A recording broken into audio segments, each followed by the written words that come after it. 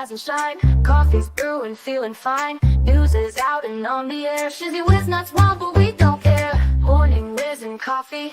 Talk the news, he's a tease. Laugh it off, we're on the go. Shizzy whiz nuts, start the show. Let's go.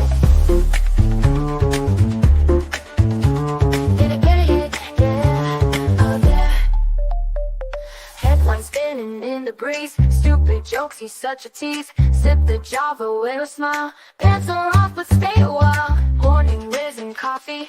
Talk the news, he's a tease. Laugh it off, we're on the go. Shizzy whiz, let's start the show. Let's go. Hit it, yeah, oh yeah. Headlines spinning in the breeze, stupid jokes, he's such a tease. Sip the Java, wear a smile. Pants are off, but stay a while. Morning whiz and coffee. Talk the news, he's a tease. Laugh it off, we're on the go. Shizzy whiz, let's start the show. Let's go. Hit it, yeah, oh yeah. Serious is overrated. Every day we're caffeinated. Talk the town, but in a jest. Morning whiz is always best.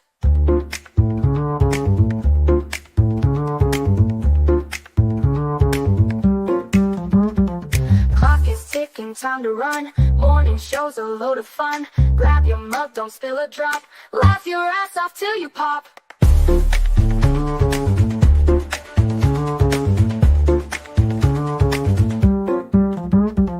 Clock is ticking, time to run.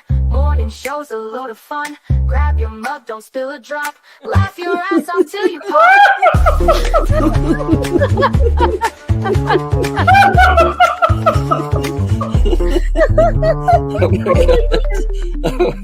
Oh my god, Shizzy breaks Larry.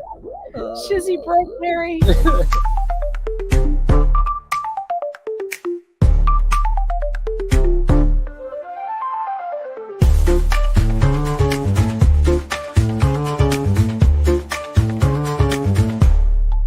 Oh yeah. Good morning. How are you guys doing this morning? Oh my gosh, it's finally here. Inauguration day is coming. I'll be having a stream. It's already set up, but we'll be doing that a little bit later on today. This morning, I figured I would go over some of the bright and wonderful news that we've got going on this morning. You guys are killing me, Jan. Puddle Town, calm down. You can't have her cat. Good morning, Keywood. Keywood. Good morning. Good morning. Good to see all of you fine people this morning. Oh, today is going to be a fun day. Today's going to be a fun day. We're going to have a very long stream coming up. It's going to be a multi-hour stream. Come and go as you please. It's going to be going on all day. We're going to be covering the inauguration. We're going to be looking at some of the confirmation hearings that happened last week. We'll probably talk a little bit of politics most of the day. So if you're not into talking politics, then just enjoy the show because it's going to be fun. We're going to have a good time. 22 in Maryland. Oh my, oh my, oh my. Oh, we have got so much to go over today.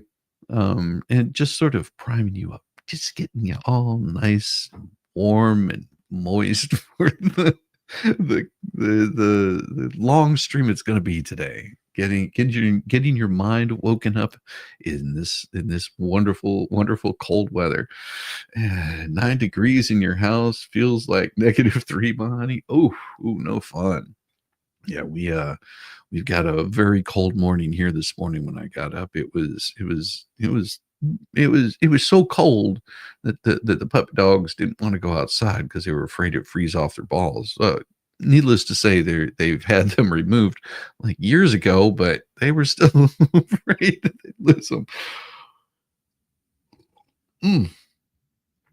Nothing like that first sip of coffee this morning. Oh, it's gonna be a beautiful day.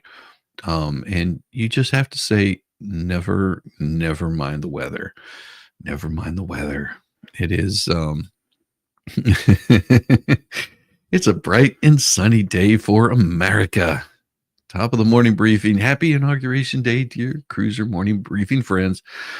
Shervin was unwavering in his belief that Hamburger Helper's best days were still ahead of it.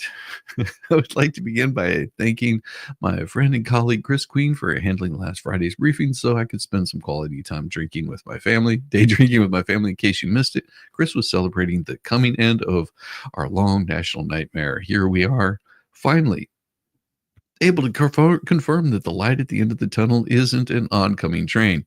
I think I speak for all true lovers of freedom when I say, whew.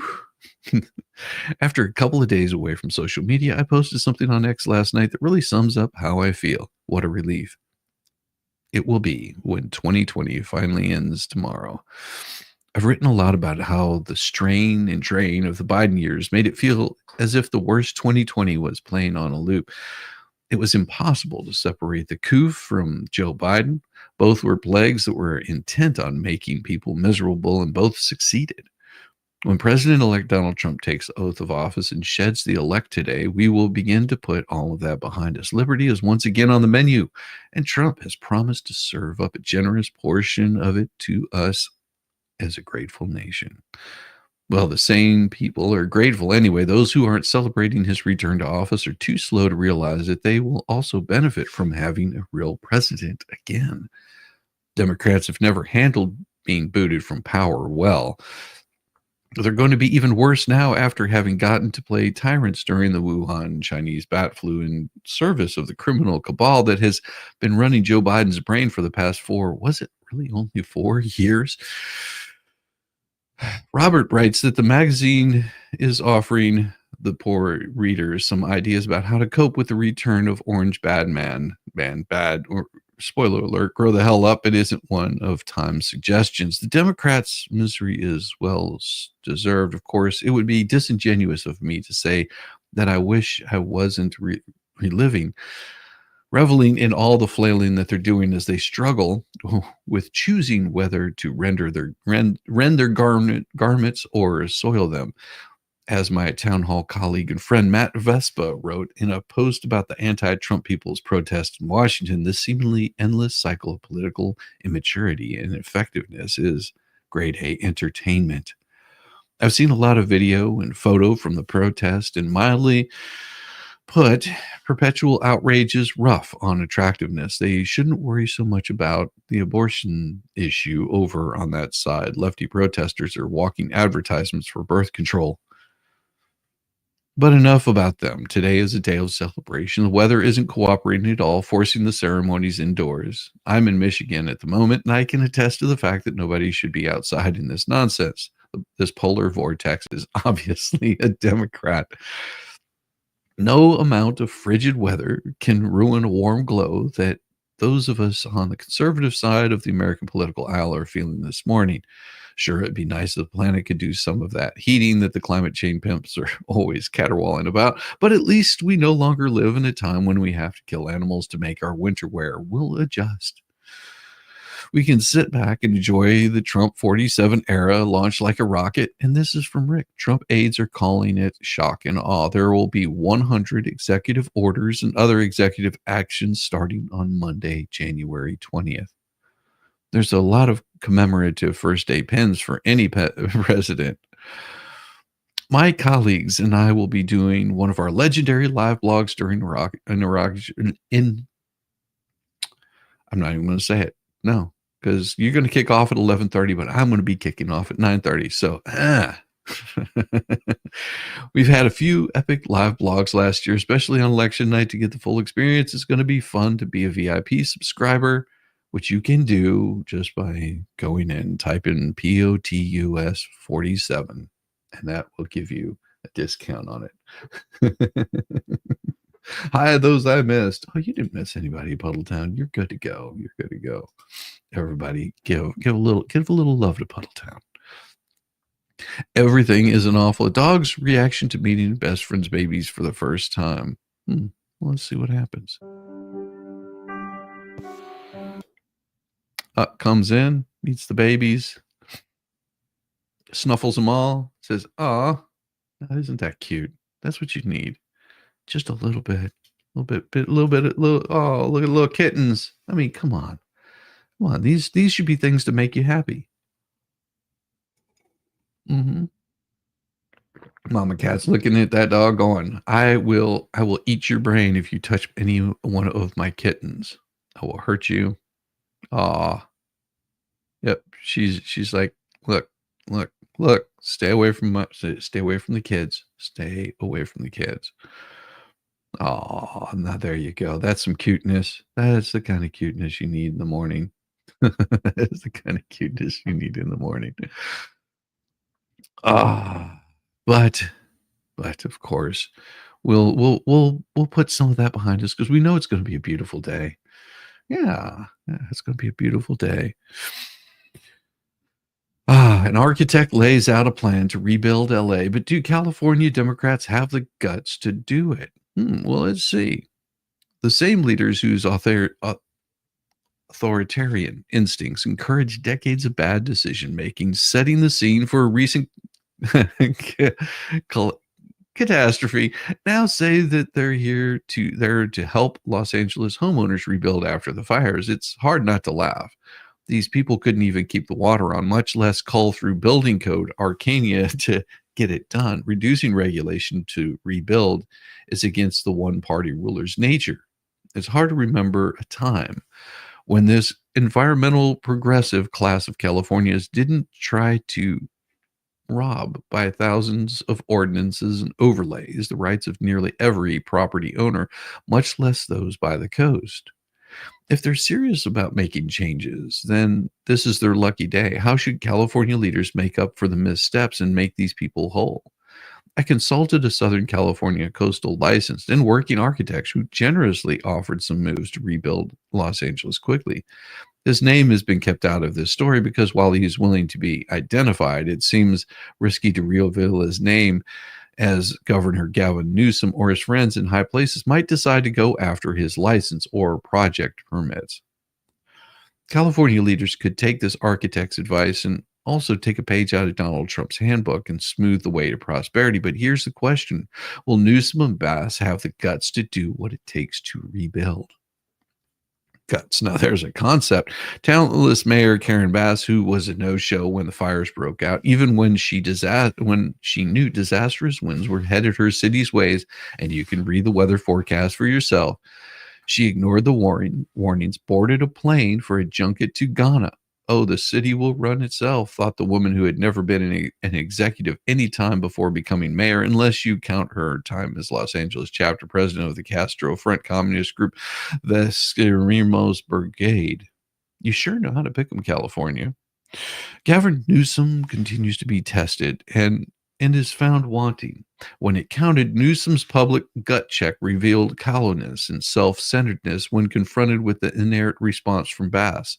Newsom replied, "Hey, it ain't me." Yeah, we saw the lady running for him. This was his response. Governor, you got a second?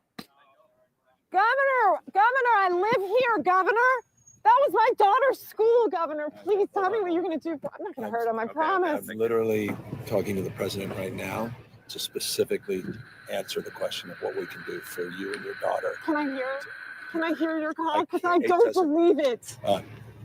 I'm sorry. There's literally, I've tried 5 times. That's why I'm walking around to make the Why call. is the president not taking your call? Because it's not going through. So Why? I have to get cell service. So let's get it. Let's get it. I want to be here when you call the president. I appreciate it. I'm doing that right now. Mm-hmm. And it's to immediately get reimbursements, individual assistance, and to help you. I'm devastated for you. I'm so sorry, especially for your daughter. I have 4 kids. Losing Everyone who went No, he to won't. school there, they lost He would their love homes. to, They but lost that 2 isn't gonna homes because happen. they were living in one and building another. Governor, please tell me, what are you going to do with the president right now? We're getting the resources to help rebuild. Why was there no water in the hydrants, Governor? We'll play Is that it going to be different next later. time? It has to be. Right. To be. Of course. What are you going to do? I'm doing To fill everything the I can. hydrants. I would fill them up personally. You know that. I literally have. I would fill up the hydrants myself. I understand. But would you do that? I would do whatever I can. But you're not. I see do you know there's water dripping over there, Governor? There's water coming out there. You can use it. I appreciate it. I'm going to make the call to address everything I can right now, including making sure people I'd are like safe. to make sure you do. Can I have an opportunity to at least tell people you're doing what you're saying you're doing? Could somebody have a contact? Can I have your contact information? Right there. Ah.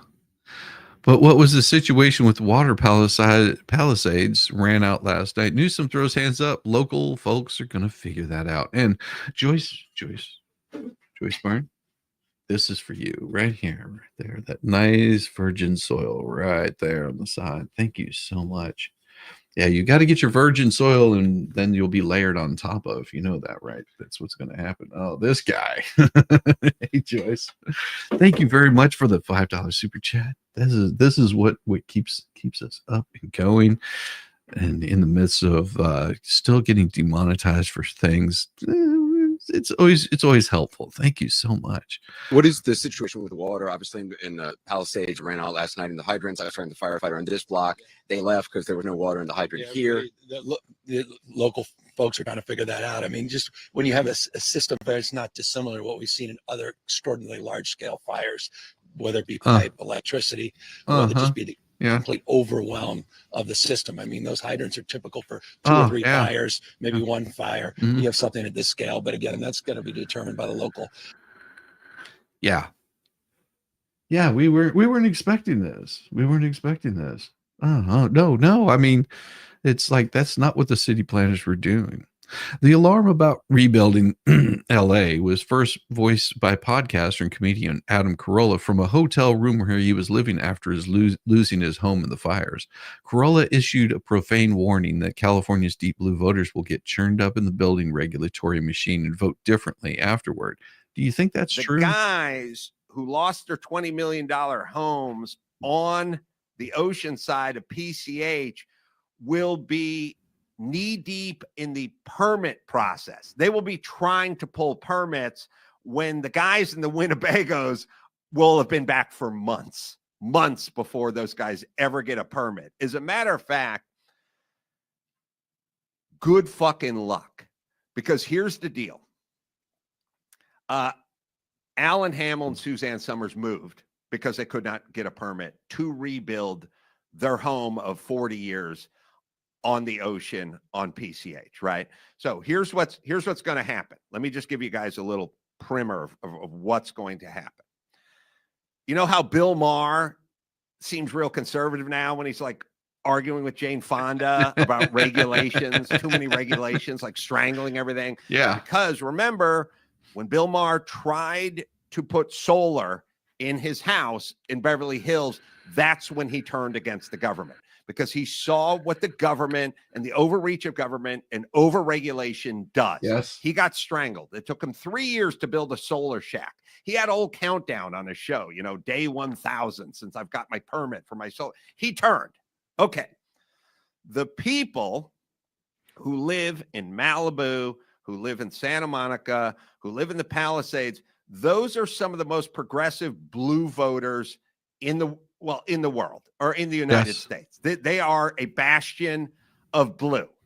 So what those guys did is, all the people in the Palisades, I checked it out. It's about 80% blue, 80% progressive, 80% progressive. I mean, yeah, you've got people that are conservative living there, but about 80% progressive in that area. Good morning, Shizzy. Thank you, Linda Allen, for the super chat, $5 super chat. It is a beautiful morning. It's only going to get better because we are just going to have way too much fun today. It is going to be an absolute blast. And that one right there, that nice virgin soil for you right there. Oh, it's getting more and more glorious. You guys, thank you very much, Linda Allen. And I hope that you have a good morning also. 80% yes. Democrat. Now, these pussies are all sitting around crying about Karen Bass, water pressure. How come the forest wasn't cleared of all the brush? What's happening with the infrastructure? You guys all voted for Karen Bass, the mayor of Los Angeles. You all voted for Gavin Newsom. And now you fucking get what you get. Oh, now that your house is on fire, well, now you're thinking about something else. Now you want to know what's going on. What's going on around here? You didn't give a shit about what was going on when other people's houses were on fire, but now you care. So here's what's going to happen. All these people who were deep blue Democrats are now going to have to pull a permit to rebuild. And Yep. they're going to get the 28-year-old bitch from the Coastal Commission telling them to go fuck off. Yes. Then they're going to vote for Trump or whoever's Trumpian next. You see, they're going to get turned. They're going to get turned hard because, as I've always said, live in the rent control apartment in Santa Monica. Fine. Good. We know how you vote. Go deal with the city. Try to pull a permit. These are going to be thousands of homes, super wealthy people, and these people don't want to live in Van Nuys. They like it where they are. They love Malibu. They love the Palisades. They love Santa Monica. There's going to be a whole bunch of rich people, and they're going to go, I'm rebuilding, and I want to rebuild as fast as I can. And they can't. Between the part where they go in to planning commission and plan check and initially and try to pull a permit to the time the first load of lumber, the first load of 2x4s is dropped off on their lot where their house formerly stood, it's going to be 3 years. And 1,000 permits and 1,000 arguments and 1,000 discussions with the Coastal Commission, not to mention little tidbits that they didn't think about, like, oh yeah, and here's where the crux rolls. If you've never had to pull a permit, any sort of permit, building permit, it is a son of a bitch. Now, where we used to live, the way they had it set up is you first of all had to get a demolition permit. Okay. And with that demolition permit, you had to have something showing what was going to be replacing it. If anything, once you got that permit, then you had to come back and file for a building permit showing definitely what was going to be there. Like you could have a rough plan, say, yeah, we're tearing this down, for example, because of X, Y, or Z.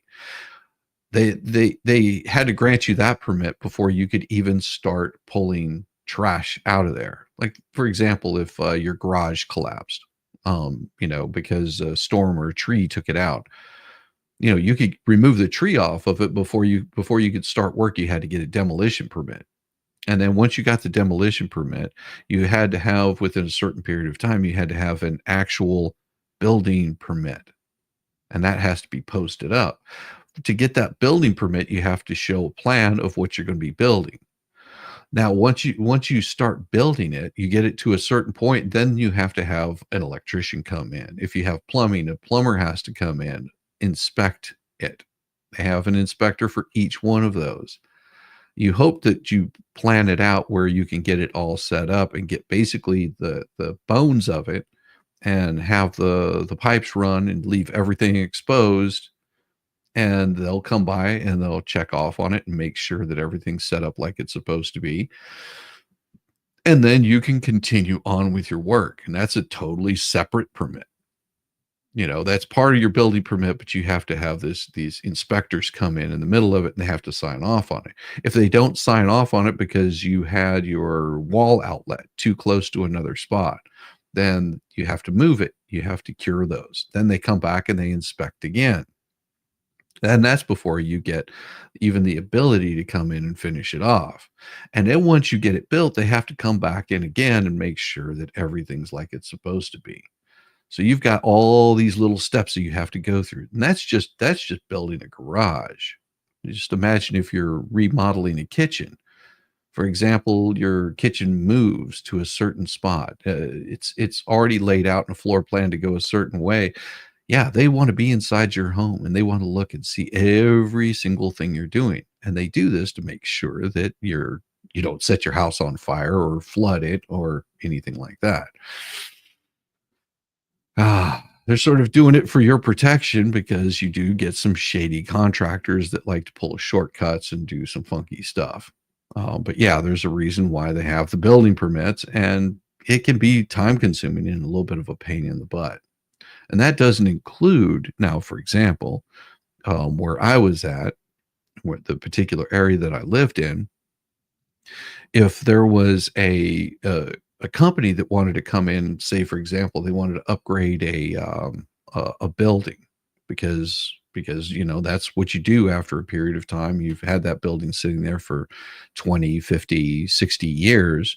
And you're wanting to expand. You bought the property next to you and you want to expand, for example, car dealership. If you want to do that, then that city would come in and they would want you to pay for certain things. It might be extra sewer lines or updating sewer lines that have nothing to do with your business. And then on top of that, they would charge you extra amount of taxes on top of that. Yeah, it got so crazy that one company that came in, they decided to move their building up outside of that area, like right on the edge of the city limits, so that way the city couldn't come in and raise a stink, because they were having a hard time pulling permits. It was ridiculous. They moved right outside of it, which meant that any sort of tax revenue, that city wouldn't get any of that tax revenue. That's how much of a pain in the ass they were. That was progressive. That was a very progressive area. Buck stops with you, Newscomb. Yeah, it does. Yeah, it does. Good morning, y'all. Nuts. Hey, how's good? Long time no see, JW. Hope you're doing well. Carson Daly. You want a swimming pool? Yep. Got to be double hulled. Mm-hmm. Really? Yeah. Well, why? Well, what if water leaches out and gets into the groundwater table? Carson Daly had to build a swimming pool like a modern day oil tanker. Had to put like a double hulled. That's all right. It'll just cost $500,000 for a swimming pool. Like that, they're going to be, when they start getting the regulation, they're going to go nuts. And when they start running into the bureaucracy and the red tape, they're going to start going nuts, and they're going to vote for Rick Caruso next time, because they want to get. That's all Trump says, is we're going to pull back the regulations. We're going to free people up. They're going to find out. They're going to get bit by their own snake. They're going to convert. I am telling you, these are the bluest people on the planet, and they're going to be fucking ripshit pissed when the city and the Coastal Commission tell them to fuck off.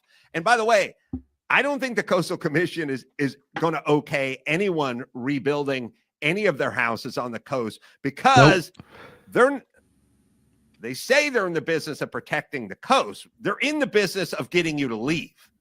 Yes. They will get their wish, which is no buildings.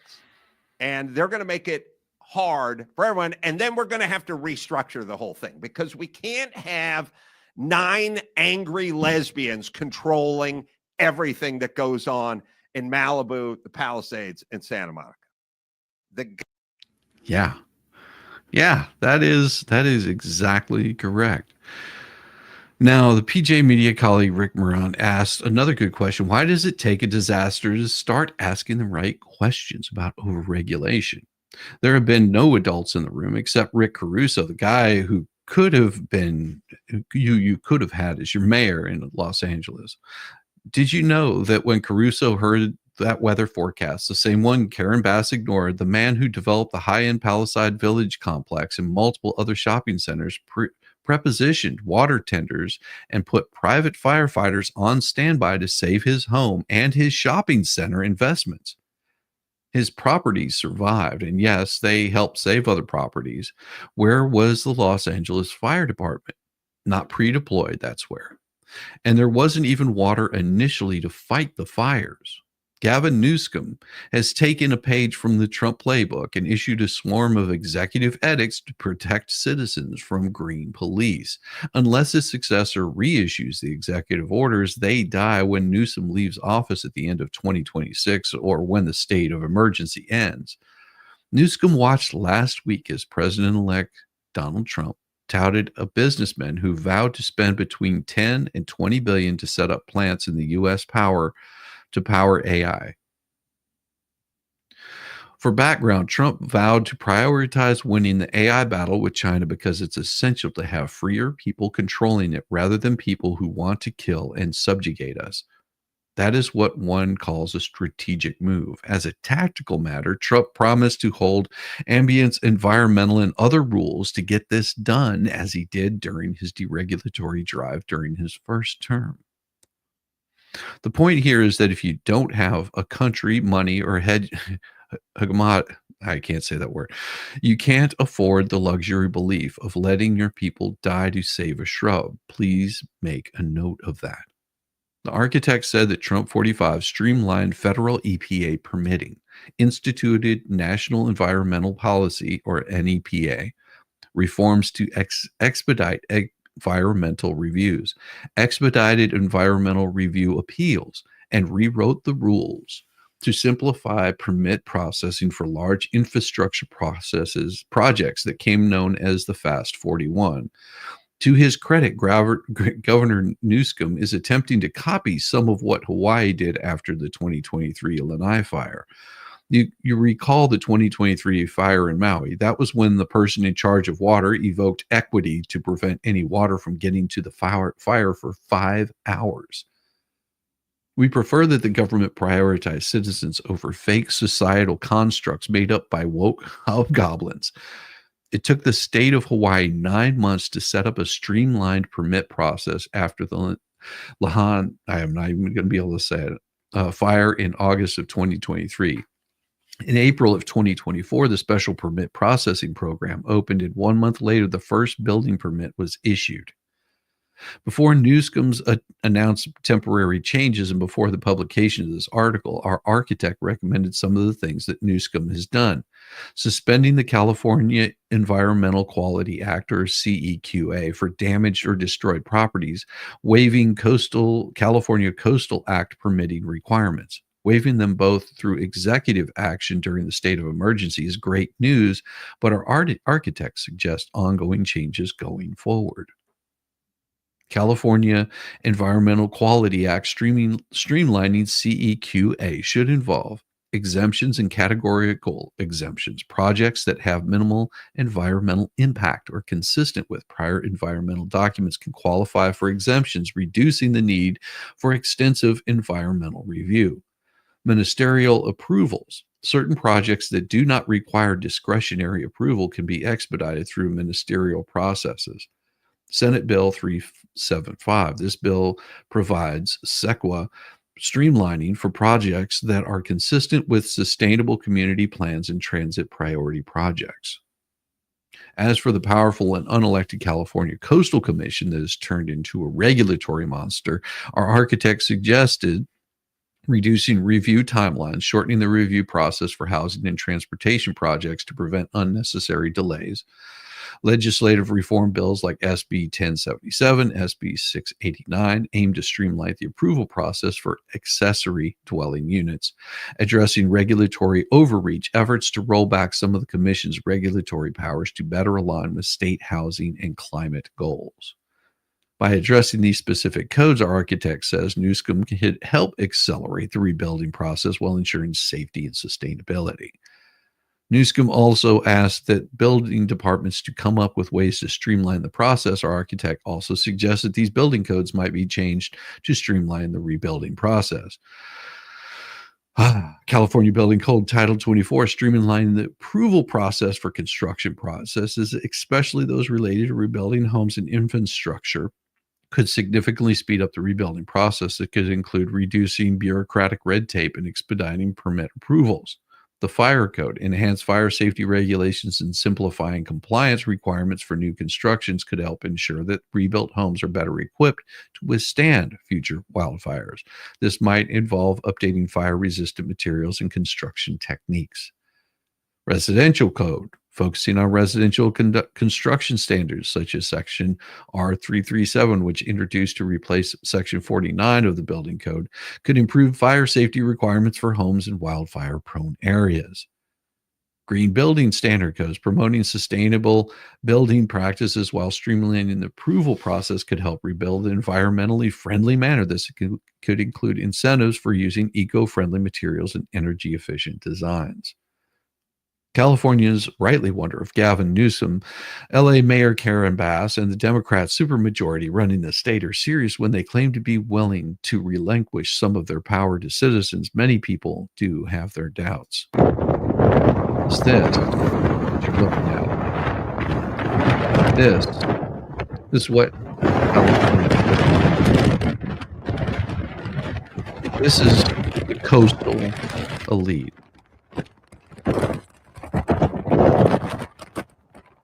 Looks like a worn-torn country. These are the homes.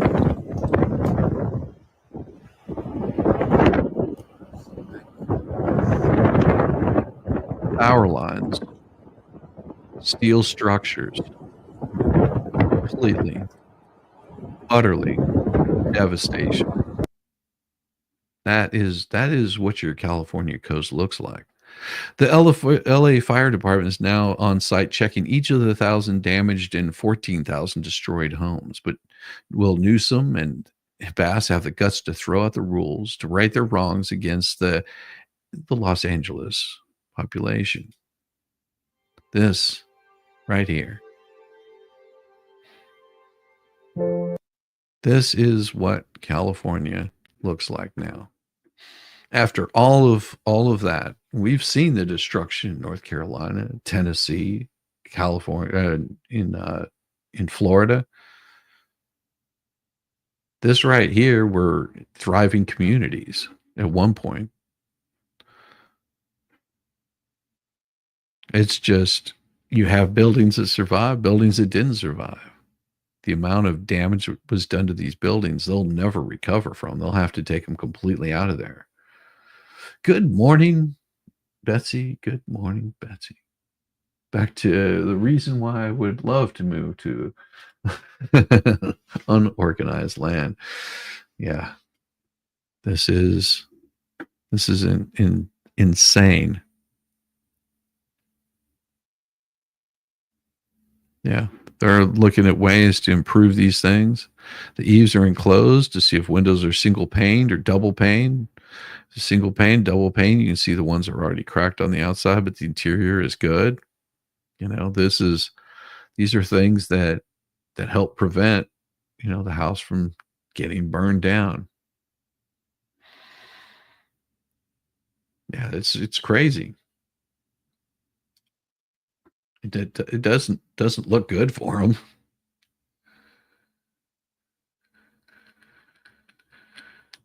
What the roof construction is, what types of windows does it have, the amount of fire that was brought into these houses, combustible, non-combustible. Of the structure, if there's damage, 2 photos, one of the structure, one of the actual damage, and then marking it on a GIS location and making sure we're marking our tracks so that our quality assurance people back in our instant command post can see exactly what we've done.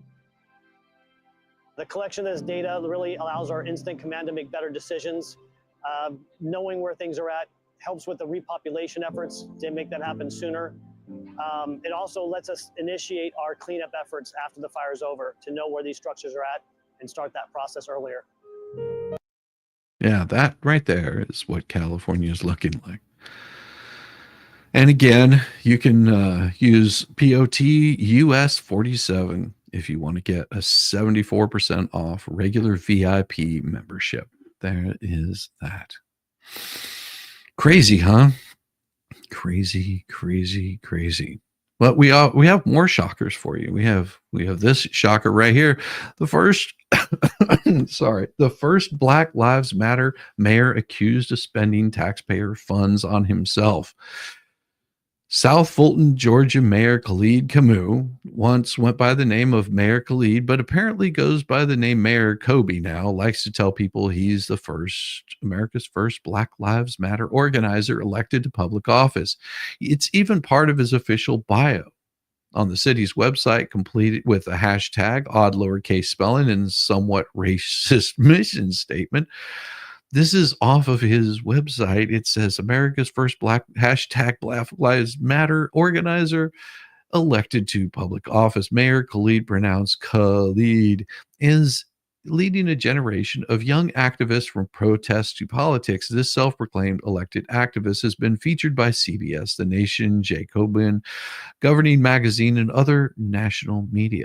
With a population that is 92% African American, South Fulton, Georgia, is now the blackest big city in America. Khalid is a mission to make America blackest city black on purpose.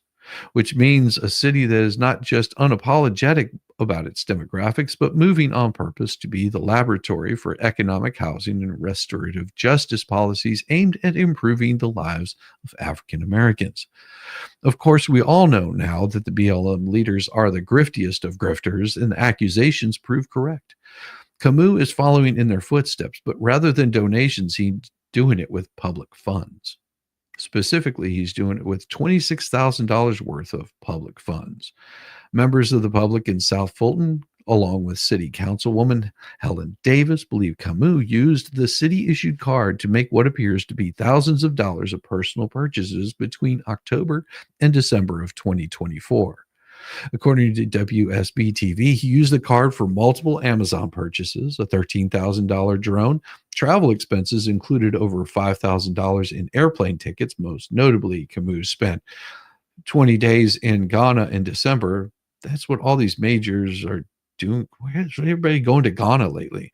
And it believed that he may have used taxpayer money to fund the trip. Some of the mayor's trip has been documented. Instagram. Right here. That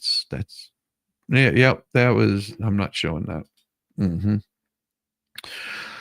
So I wanted to find out if taxpayers paid for this trip. South Fulton resident Sherrard Snellings told a WSB reporter, adding, "We should not be asked to go without something so that our elected officials can travel all over the globe, especially when you're just a mayor." That same reporter asked Councilwoman Willis if the trip had anything to do with Camus' job as mayor, and she said she didn't think so. We need more economic development here, and we don't need to go to Africa in order for his city to have a multi-business deal, Willis also said, adding that the situation is currently under investigation. Other members of the city council have asked that the mayor make a public statement, but he has yet to do so, even after numerous South Fulton residences packed City Hall last week demanding answers. Willis also told Atlanta's 5 that city officials have 72 hours to justify any expenses made with the card, but there are 112 receipts that have not been reconciled or submitted. Both WSB and Fox 5 say they've reached out to the mayor, who calls himself a college-educated community activist and Southern Black Christian socialist, about the allegations, but he hasn't responded. This is not the first time Camus has made the local or national news. The city council voted no confidence against him in 2022 when he called the city's well-respected police chief corrupt for the way that he handled a police officer who was accused of misconduct in 2023. He was arrested for trespassing and burglary after a homeowner caught him wandering around his house and held him at gunpoint until police arrived. "You don't know who the F I am. I'm the mayor. I'll wait for my police to get here and see what happens then," he reportedly said to the homeowner. He later told local media, "I just wanted to see the house. I do apologize to the owners. I thought it was abandoned." He added, "I hope that the spotlight on our city right now will highlight some of the inequities that have been happening." Say what? Incorporated in 2017, South Fulton, which sits south of Atlanta, is a relatively young city, but in its 8 short years of existence, it has faced numerous challenges and controversies at the hands of Camus and others. It seems as if the residents would do better to stand up to their corrupt leadership, which apparently seems to them as a social experiment of its leftist policies, or it's just going to get worse. Yeah, that's what we deal with in Atlanta. Interesting, huh?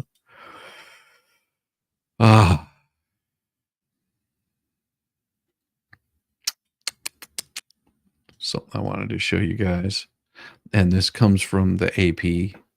But before I do that, I'm going to take a short break. I'm going to refill my coffee cup.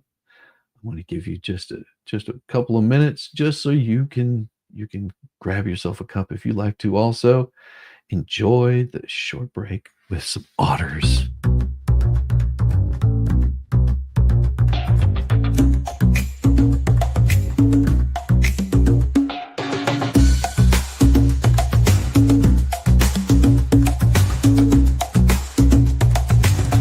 And Shizzy, when it's chat we thrive, where Shizzy does dance and memes arrive.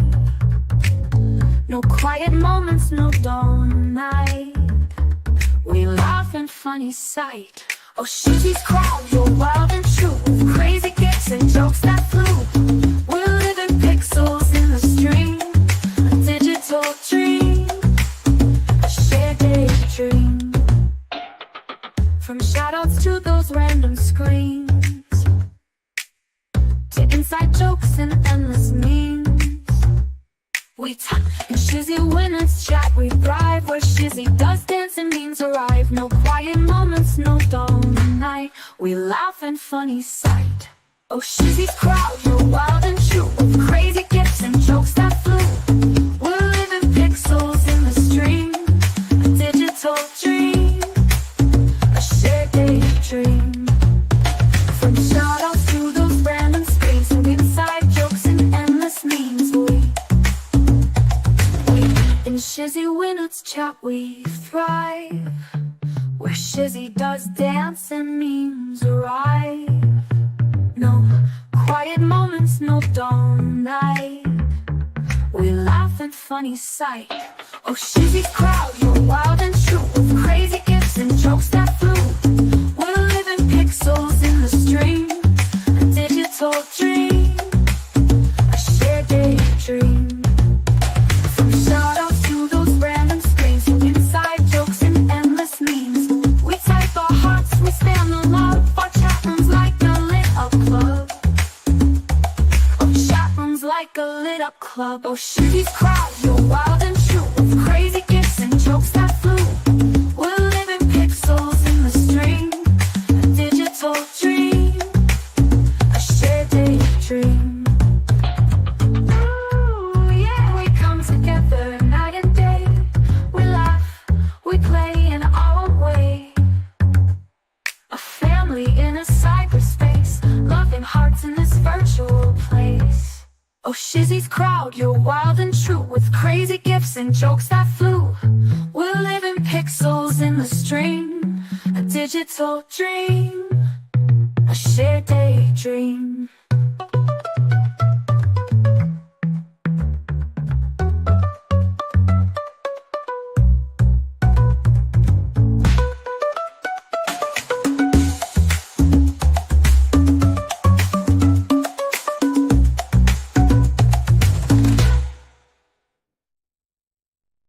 Oh yeah. Oh yeah. Oh yeah. Oh yeah. This is cool as all get out. And yes, Nancy, you are absolutely correct. Correct. Chicago prepares for deportation arrests targeting hundreds next week after Trump takes office. I would venture to say it's probably going to be pretty close to day one. Federal immigration officers will target more. I'm thinking that it's not really targeting. It is removing more than 300 people with histories of egregious violent crimes after Donald Trump takes office on Monday, today.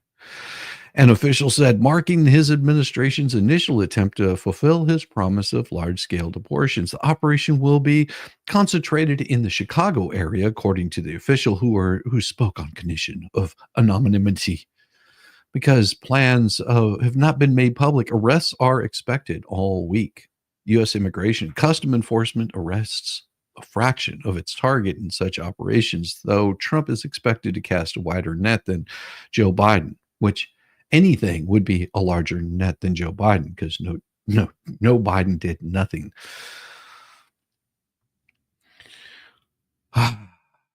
Whose focus on picking up people away from the border was largely limited to those with serious criminal histories and national security threats. No, Biden did none of that.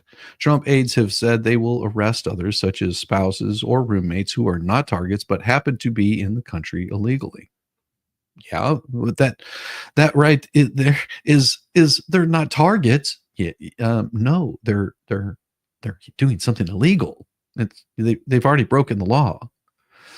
ICE and the Trump transition team did not immediately respond to a request for comment on Saturday. Why would they? I say this in all seriousness. Why would you comment whenever you've already made these comments throughout your entire past 2 years? That he's been making this comment, letting them know exactly what he was planning on doing. The plan was reported earlier by the Wall Street Journal, which said the operation is expected to begin on Tuesday. Doubt it. Trump's incoming border czar, Tom Homan, told Fox News that Chicago will be one of the many places across the country where federal authorities plan to make arrests. We're going to take the handcuffs off ICE and let them go arrest criminal aliens. That's what's going to happen, Homan said on Friday. What we're telling ICE is you're going to go enforce the immigration law without apology. You're going to go concentrate on the worst first, the public safety threats first. But no one, and I mean no one, is off the table. If they're in the country illegally, they've got a problem. Trump told NBC News on Saturday, so why would he have to make a comment to this particular reporter? Makes no sense to me, that mass deportations remain a top priority. He didn't give an exact date or city where they'll start, but he said they would begin soon. It'll begin very early, very quickly, he said, adding, I can't say which cities because things are evolving, and I don't think we want to say what city. You'll see it firsthand. Tuesday's going to get wild. We have to get the criminals out of the country, and I think you would agree that I don't know how anyone could not agree. Next week's operations are subject to potential weather delays, the official said. Forecasters have warned the Chicago area is facing bitter cold temperatures beginning Sunday. They could stretch through the week. Immigrants and groups of advocating for them have been preparing since Trump made mass deportations a signature pledge of his campaign. So that would have been about 2 years ago. Trump has been critical of Chicago, which is some of the country's strongest protections for people in the country without legal status or illegal aliens. The nation's third largest city became so-called sanctuary city in the 1980s, limiting how police can cooperate with federal immigration agents. It has strengthened those policies several times since, including after Trump first took office 8 years ago. Illinois Governor J.P. Pritzker, the first term Chicago Mayor Brandon Johnson have said they won't back off those commitments. Johnson in November called Trump's deportation plan small and soft. Homan blasted top Democrat leaders in the state during a visit to the Chicago area last month, where he indicated enforcement would start in Chicago. The reality is that I think there's been a level of fear since Election Day. Brandon Lee, a spokesperson for the Illinois Coalition for Immigration and Refugee Rights, said Saturday, we are always operating as though Trump is going to target Chicago and Illinois early in his administration. Advocates who have been working on to inform illegals of their rights created phone trees to notify them where officers are making arrests and advising them that officers often work in early morning hours. Officers typically work without warrants that entitle them to forcibly enter a home. We're just trying to be as ready as we can, which is always interesting to me. If you have someone that's there illegally, that means they don't obey the rules, and they should not be afforded the same rights that the rest of American citizens have. If you're in Russia, you don't have the same rights as a Russian citizen. If you're in Ghana, you don't have the same rights as a Ghana citizen. If you're in Korea, you don't have the same rights as a Korean citizen. So why would they have them here? We're just trying to be as ready as we can, Lee said. We never know where all the details of ICE operations, but for members of the community, knowing their rights is empowering. At a news conference on Saturday, Democrat U.S. Representative Jesus Garcia and Delilah Ramirez urged immigrants into Chicago to remain calm and exercise their rights, particularly to remain silent, and refuse to allow officers into their homes without warrants. Really? Well, see how that works out for you. We're being tested once again, Garcia said. We have experience defending our communities. As you can see, this doesn't sound really good. Same here. The land has become very expensive, but in unorganized land, because it's bush forest, it's cheap. I need some open spaces and nice scenery for mental health. Yeah, we agree. Good morning, Miss PJ. Good to see you. Good morning, good morning, good morning. Oh, boy. Now, of course, we've got this that came out. Let me see. Drop that one there.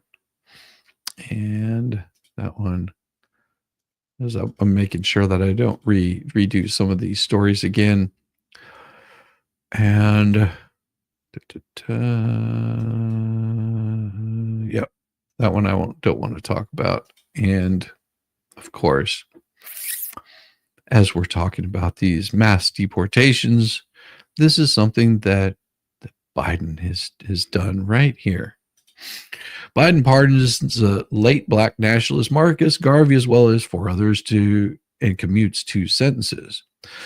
President Joe Biden on Sunday pardoned black nationalist Marcus Garvey, who influenced Malcolm X and other civil rights leaders and was convicted of mail fraud in the 1920s. Also receiving pardons were top Virginia lawmakers and advocates for immigration rights, criminal justice reform, and gun violence protection.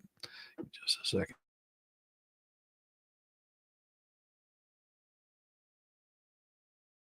All right, that's much better. Congressional leaders had pushed for Biden to pardon Garvey, with supporters urging that Garvey's conviction was politically motivated in an effort to silence the increasingly popular leader who spoke of racial pride. After Garvey was convicted, he was deported to Jamaica, where he was born, and he died in 1940. Martin King Jr. Said of Garvey, he was the first man on a mass scale and level to give millions of black people a sense of dignity and destiny. It's not clear whether Biden, who leaves office on Monday, will pardon people who have been criticized or threatened by Donald Trump. What about the people that have been criticized and threatened by the Biden administration? What about the January 6th folks?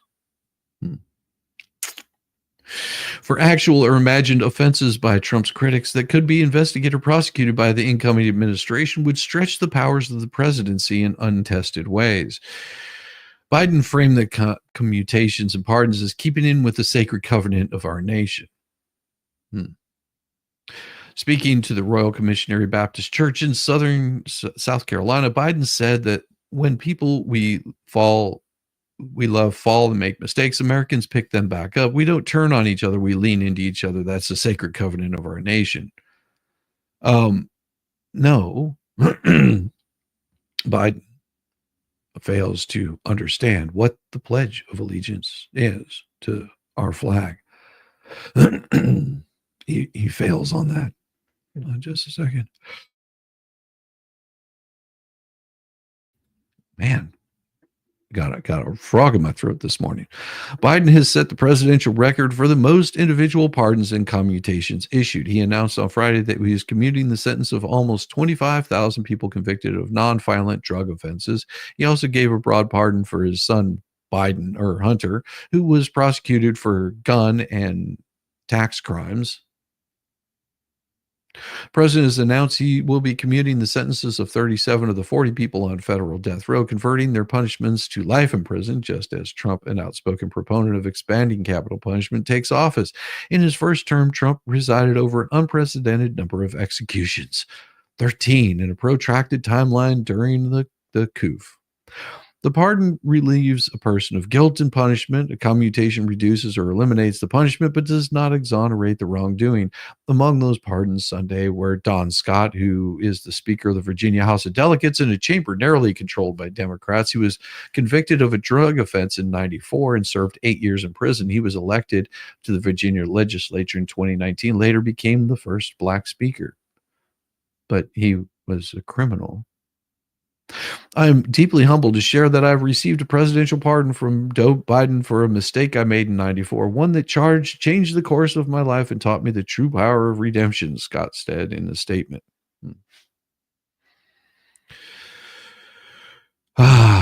Virginia Glenn Youngkin, a Republican, said in a statement that Scott's successes and determination to reshape his future was inspirational for all of us.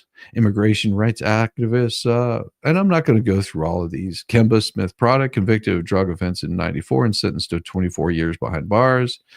Daryl Chambers of Wilmington, Delaware, gun violence prevention advocate who was convicted of a drug offense and sentenced to 17 years. Biden commuted the sentences of two people. Michelle West, who was serving life in prison for her role on a drug conspiracy case in the 90s. I was only a little girl when my mom dropped me off for school one morning and never picked me up. Biden Robin Peoples, who was convicted of robbing banks in Northwest Indiana in the late 1990s, was sentenced to 111 years in prison. The White House has said in a statement that Peoples would have faced significantly lower sentences today under current laws. So, yeah, career criminals, and making good money off of it. 90s was a big time for a lot of drug arrests that under today's standards they would not be charged. Well, and of course, you know that they did shut down TikTok for a short period of time, but AP reports TikTok restores service to U.S. users based on Trump's promised executive order. TikTok restored service to users in the United States on Sunday, just hours after it went dark in response to a federal ban, which Donald Trump said he would try to pause by executive order on his first day in office. Trump said he planned to issue the order to give TikTok's China-based parent company more time to find an approved buyer before the ban takes full effect. He announced the move on his True Social account as millions of TikTok users awoke to discover they could no longer access the TikTok app or platform. By Sunday afternoon, a message greeting those who signed on, thanking them after President-elect for their support. As a result of Trump's efforts, TikTok is back in the U.S. The message read, TikTok said it shut down on the platform late Saturday because of federal law that required parent company ByteDance to sell its U.S. operations by Sunday. Google and Apple also removed TikTok from their digital stores. The law, which passed with wide bipartisan support in April, allows for steep fines. While the company that runs TikTok in the U.S. said on X, the steps Trump outlined Sunday provided the necessary clarity and assurance from our service providers that they will face no penalties. TikTok app remained unavailable for download on Apple and Google's app stores. It was brilliant marketing stunt both for TikTok and incoming Donald Trump. An analyst with market research film and marketer said by abruptly shutting off service, TikTok provided how unpopular the ban was amongst its users. Not going to go into all of this, but yeah, they shut it down and then they put it back up. Doesn't matter if it stays up because AP is saying China. Other world news. You'll never believe this, but it looks as if Hamas is tanking, absolutely tanking, a ceasefire deal. The disastrous Hamas-Israel ceasefire has cast a pall over what should be a festive time. Donald Trump is about to take office as president again, but the supporters who realize how dangerous this deal really is are no longer in any mood to celebrate. It looks as if Trump has compelled Israel to snatch defeat from the jaws of victory.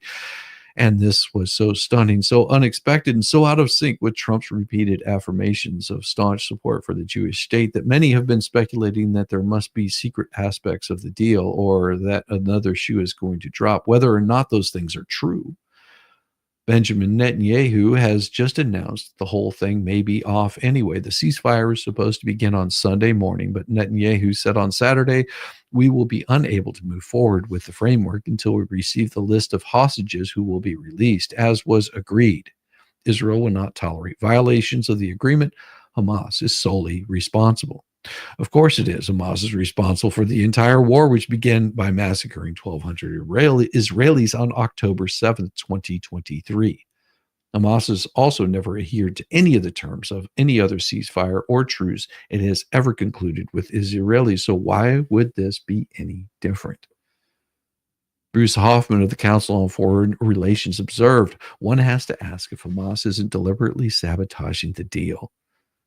Of the requirements to provide the names of the hostages who were going to be released, he added, this is what they agreed to. It seemed the most basic of all the demands by the Israelis. So why the foot dragging?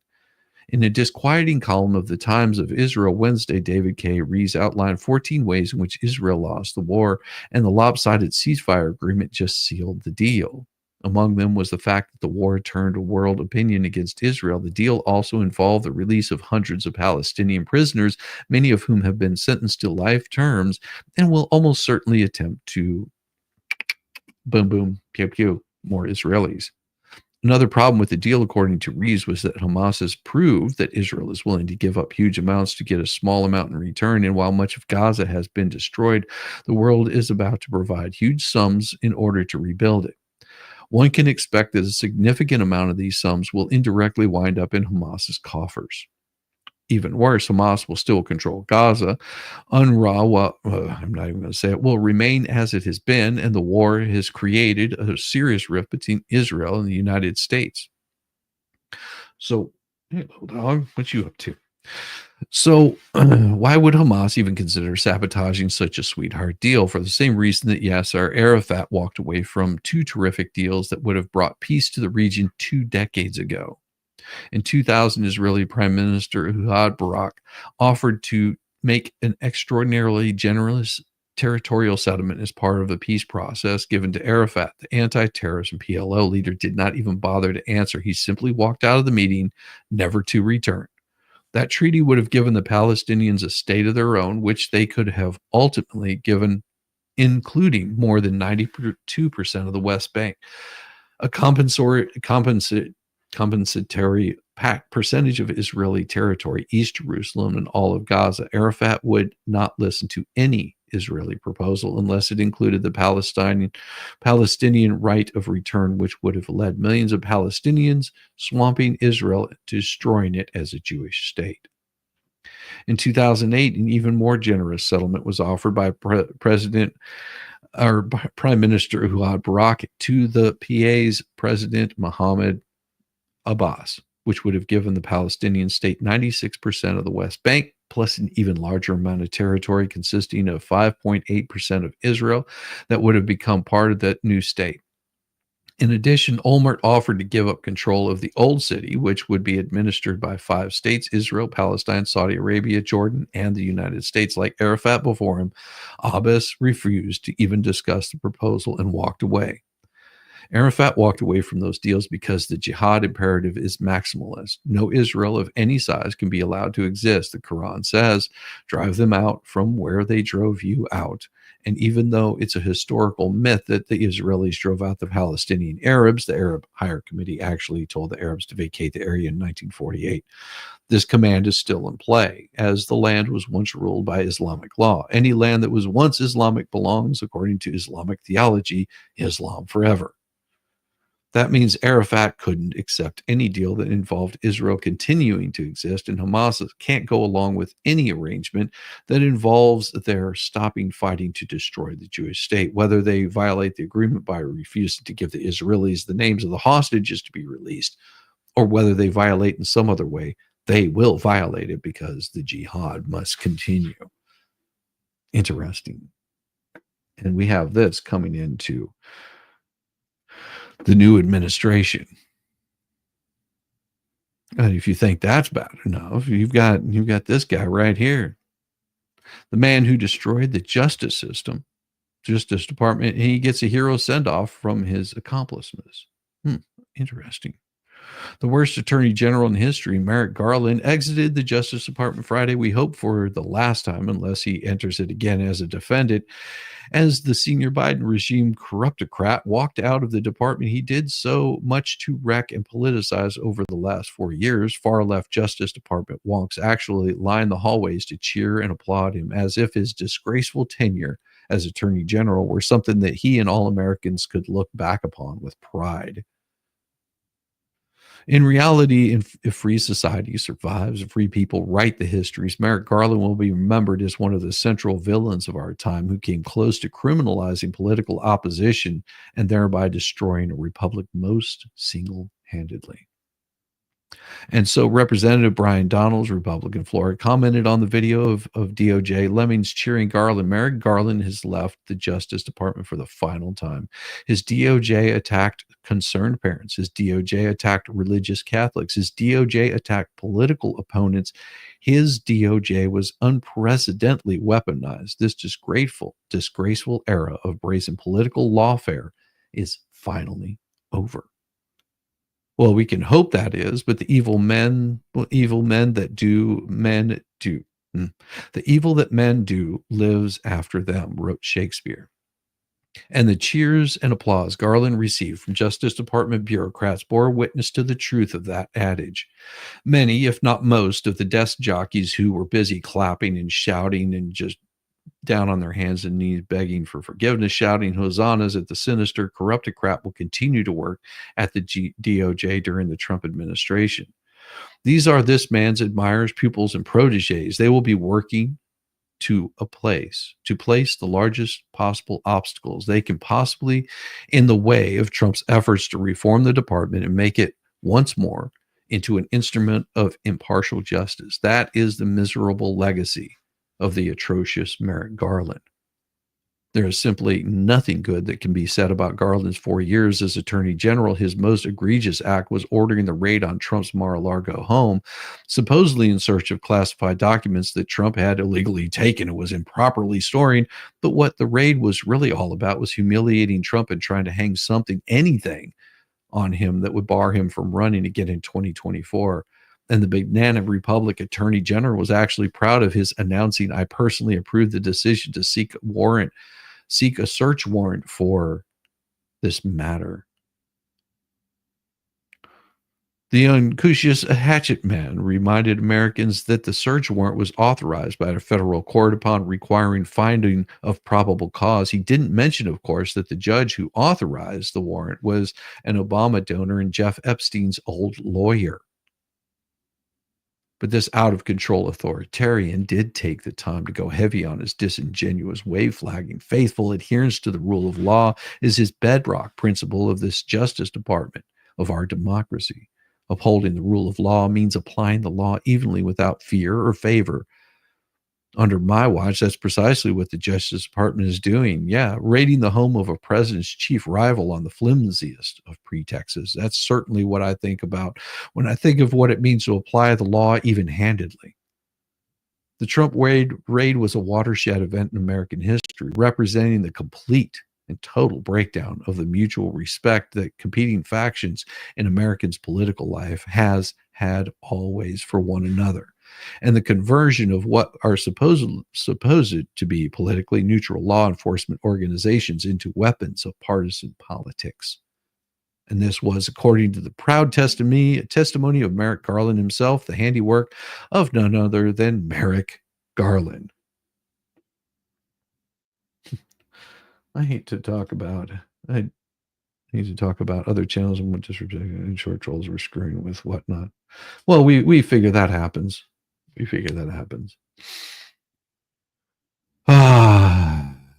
The Garland Justice Department, which should have been rebranded as the Partisan Vengeance Department, was contented with persecuting Trump. It also sicked the FBI on angry parents protesting at school board meetings, worked with Twitter and other social media giants to silence and deplatform people with opposing views, and even sent spies into Catholic churches to keep tabs on pro-lifers. This is a man whose leftist dolts were cheering on Friday. The idea that Merrick Garland did a good or admirable job as Attorney General is almost as offensive as Garland's tenure itself.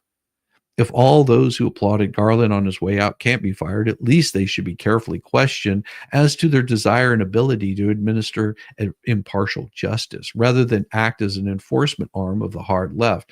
And they should be watched very, very closely.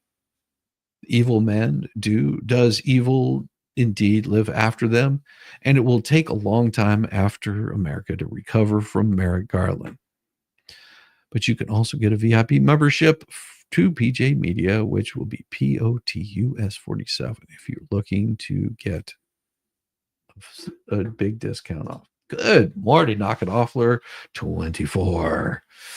Top shelf day to you, my man. I can't wait for the first year results from this great new administration. The Trump cards in this deck are 47 strong. Well, thank you very much for the $5 super chat.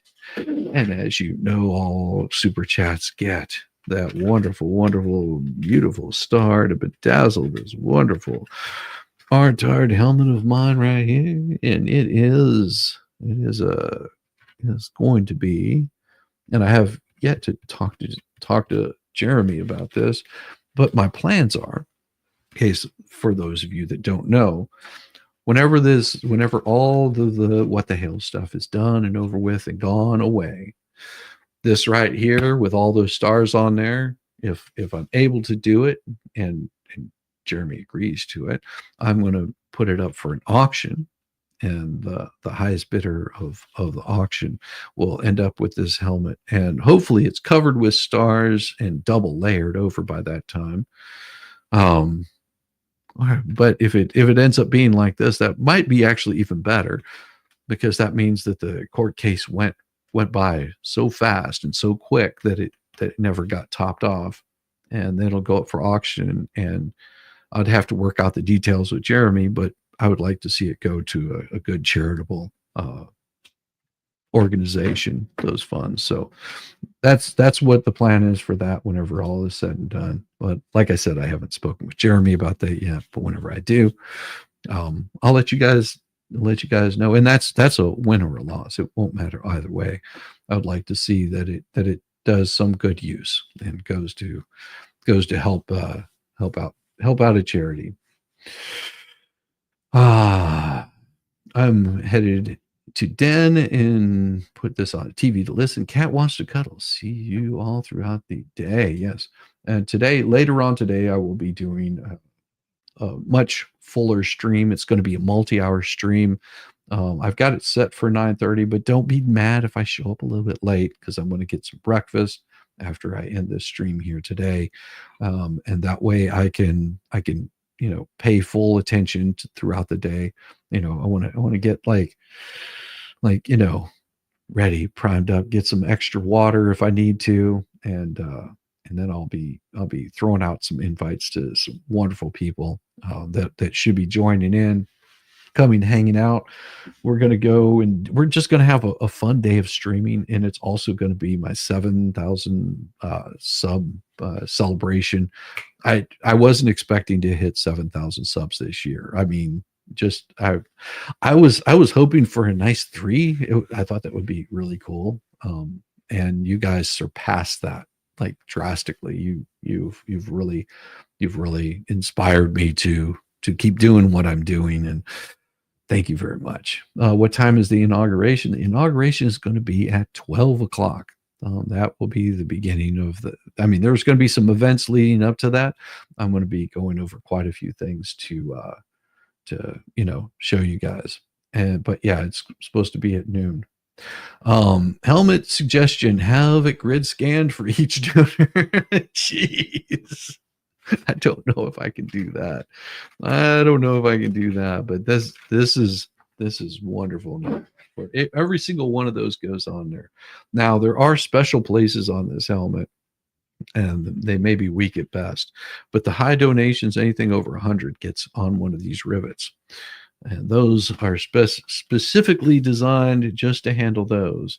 And I may have to change that up and maybe get a special sticker for those. Something maybe like a little ball or something that sparkles. That'll be awesome.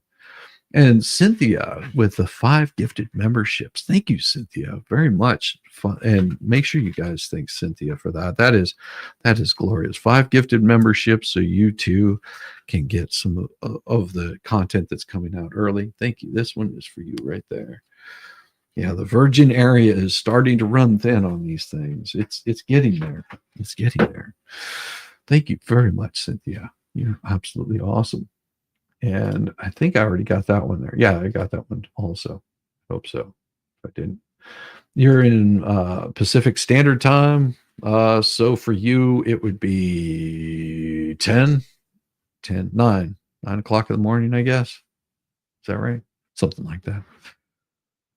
But we will be having a good time. We'll be having a good time. All day long. It'll be going for hours and hours and hours. I'm hoping that it goes for multiple hours and YouTube doesn't shut it down. But if they do shut it down, I'll still be running it on Rumble, as I always do, because I multi-stream these. I stream them on Rumble, Twitter, I'm also working on some new branding that's going to be released within the next, I don't know, the next month. I'm hoping by February 1st, I'll have the store up and running. I need to get together with a few people and sort of get that stuff put together. That's some of the stuff that I've been working on in the background. So if you see me disappear for a little bit, it's only because I'm working on getting the store up, and there's people that I want to talk with and try to get this up and running. So that'll be, today's being Monday, which is also MLK Day. Awesome day. Awesome day. But we also have some other good news. And that's this right here. Federal appeals court hands Trump a huge gift on the eve of inauguration. Barack Obama's deferred action for childhood arrivals, which was DACA, was always unconstitutional. I knew it, you knew it, Democrats knew it, Obama knew it, yet somehow it always seemed to survive legal challenges. Well, finally, the federal appeals court has ruled that the Obama-era program is, in fact, unconstitutional, a timely gift for Trump mere days before he takes office. The federal appeals court on Friday declared that the deferral action for childhood arrivals immigration policy is unlawful, casting a cloud of uncertainty over more than 500,000 unauthorized immigrants or illegals brought to the U.S. as children ahead of Donald Trump's inauguration. The panel of judges before the U.S. Court of Appeals for the Fifth Circuit upheld the lower court ruling that they found that the Biden administration rule to codify DACA violated U.S. immigration law. The 2012 Obama administration memo that originally created the policy has also been found to be unlawful by federal courts. Unfortunately, there's a bit of a catch. According to the article, the panel of judges kept DACA alive for current recipients and closed to new applicants. The ruling is nevertheless long overdue. For over 12 years, DACA has granted hundreds of thousands of illegals who came here or overstayed their visas as minors to the ability to live and work here without fear of deportation. As I mentioned above, even Obama knew the program was illegal. Comprehensive immigration reform, that's how we're going to solve this problem, Obama said in 2010. Anybody who tells you it's going to be easy or that I can wave a magic wand and make it happen hasn't been paying attention to how this town works. It wasn't the only time he said so either. However, the Development, Relief, and Education for Alien Minors DREAM Act failed to pass Congress. Obama did, in fact, wave his executive pen and just created the program via executive fiat. In 2020, the Supreme Court blocked an attempt by the Trump administration to kill the program on procedural grounds, leaving the program in a state of limbo. The Trump transition team did not immediately say how the incoming administration would approach DACA.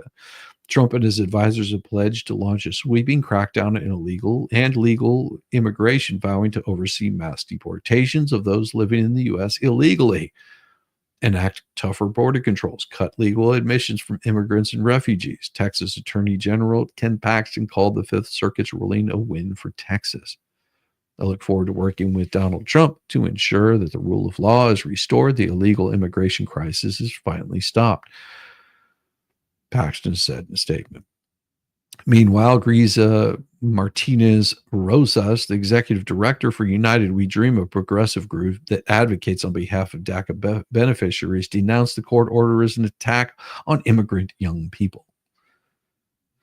While President Biden's Justice Department has fought vigorously to defend DACA in court, the new Trump administration will most certainly won't. They may seek to terminate the program outright. Friday's ruling will likely set the stage for the U.S. Supreme Court to finally resolve the prolonged legal battle over DACA.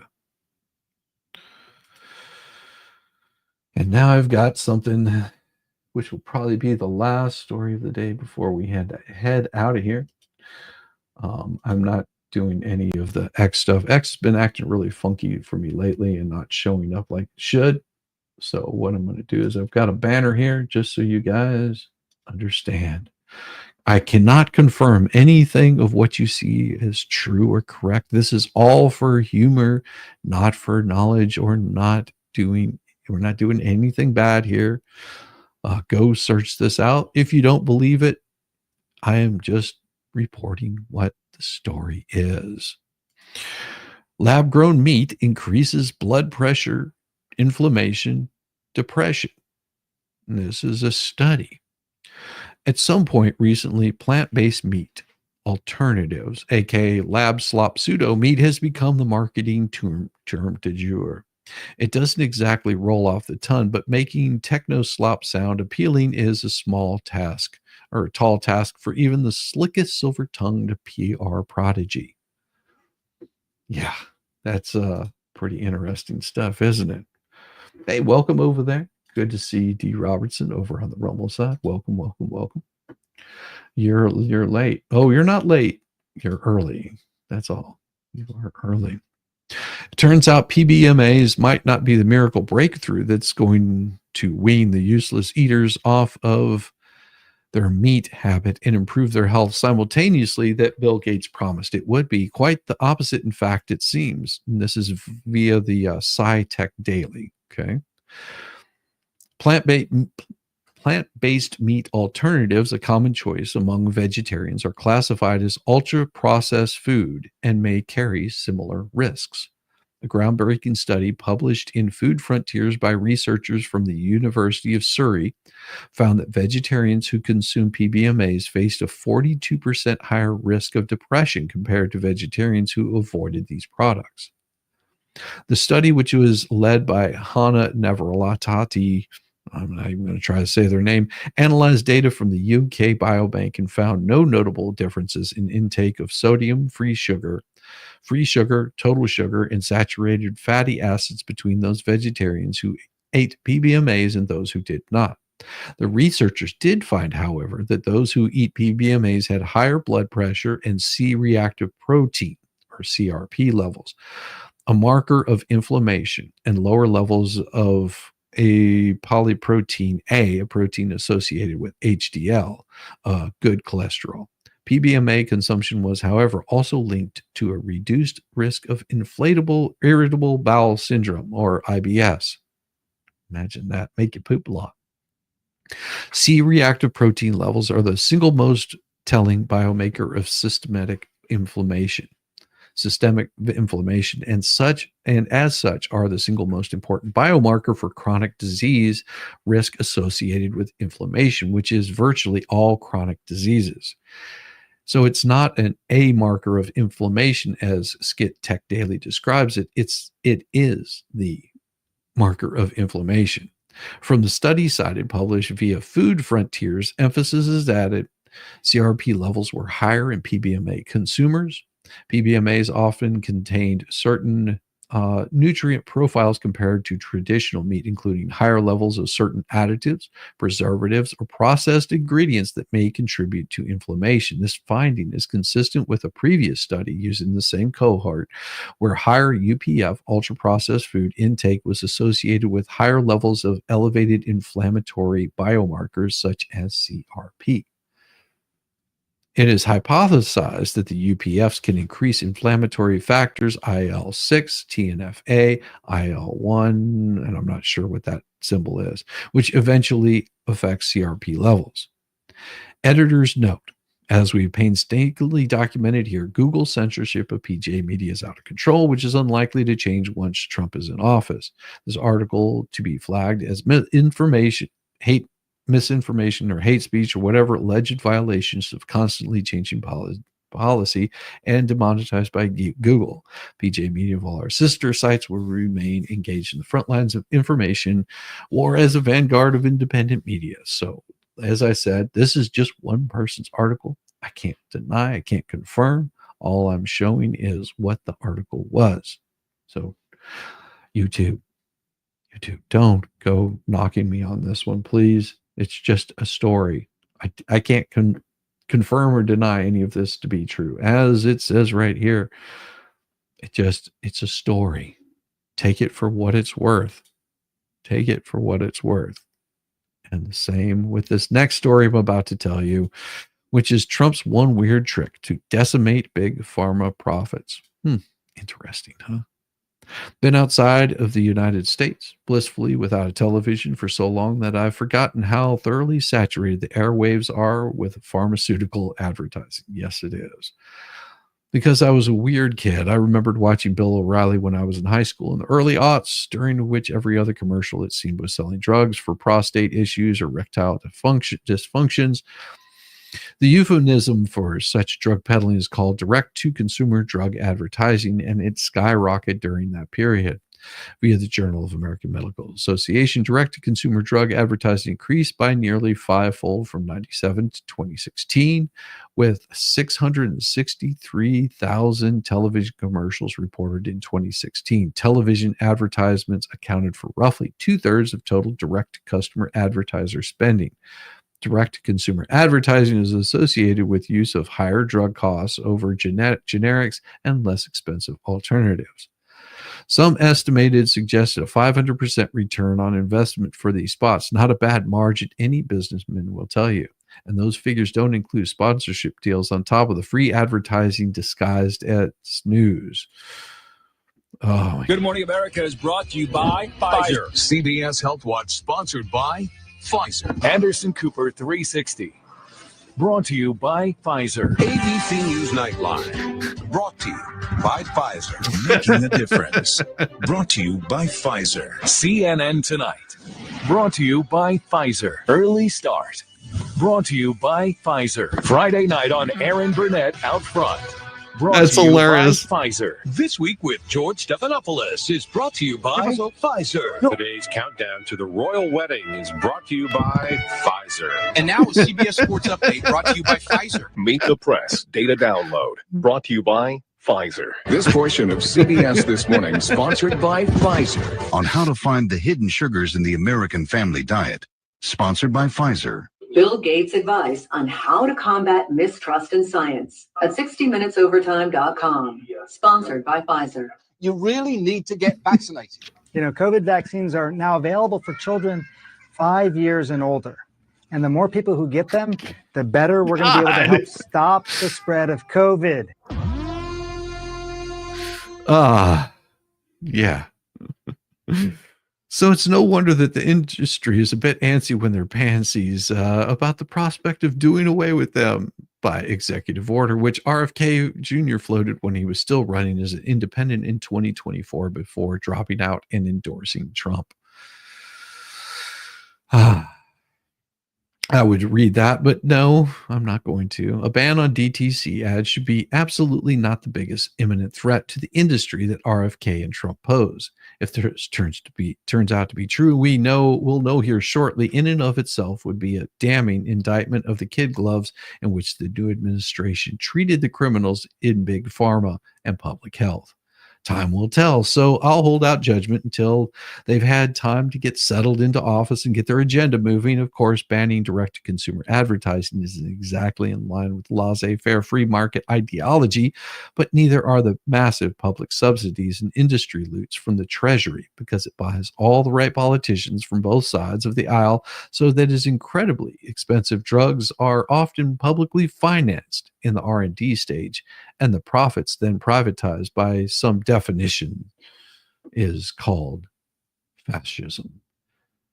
Thank you, ladies and gentlemen, very much. I'm going to be sending you over to check out where I'm going to be landing here in about an hour, a little bit under an hour. I'll be back. We'll be doing the inauguration preambles to all of this.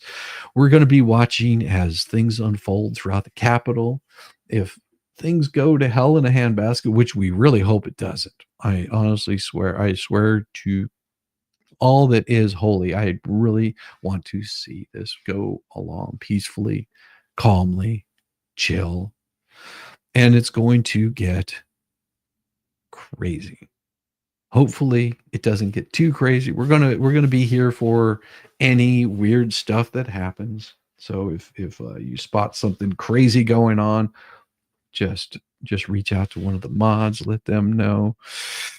Reach out and touch someone. We will be here for a good portion of it. Today we're going to be doing the 7,000 celebration. We're going to be giving you some new music, hopefully today. We'll have some new songs for you guys. And if you're really interested in hanging out the whole day, that's awesome. We'll have some wonderful guests coming in throughout the day that will probably give unpopular opinions or biased opinions or unbiased opinions. It doesn't matter. They're coming by to celebrate, have a good time. And that's what we are here for. Just have a damn good time. Yeah, it is going to be a party with me. It is going to be fun. And I will be sending out invites to all these wonderful folks here throughout the day. I'm trying to keep it a little bit, keep my panels down a little bit low. I don't want to have too many people talking over one another. But I think it'll be a fun day, and it's going to be good. It's going to be good. So everyone, make sure that you, when as you see these people come in, they should be able to pop up the links. Those links, will be available. If you would go sub up to them and watch their stuff. If you like it, then you become you get different information from different parts of the country, different places in the world, and follow what you like. It's a beautiful day to be alive. It's going to be a beautiful day at the end of the day. I want everyone to have a good time, and we're going to keep it real. So I will see you guys in about an hour. Bless your heart. I thought I was the only mentally challenged one here.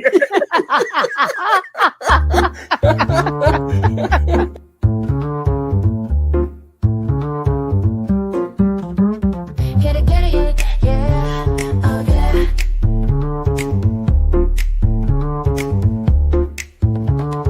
Early morning, rise and shine. Coffee's brewing, feeling fine. News is out and on the air. Shizzy whiz nuts wild, but we don't care. Morning whiz and coffee.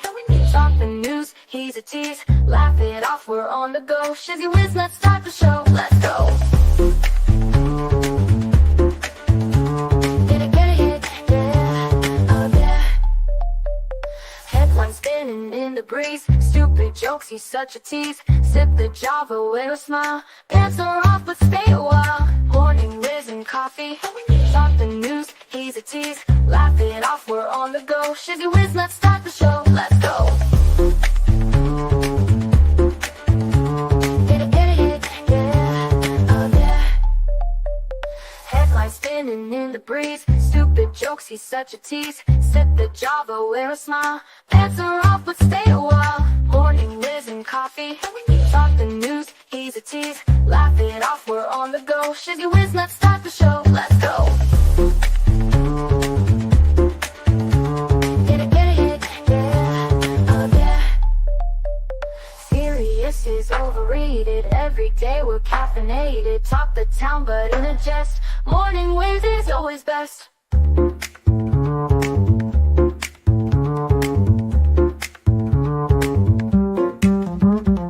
Clock is ticking, time to run. Morning show's a load of fun. Grab your mug, don't spill a drop. Laugh your ass off till you pop.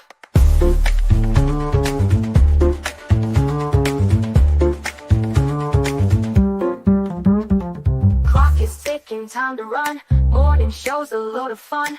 Grab your mug, don't spill a drop. Laugh your ass off till you pop.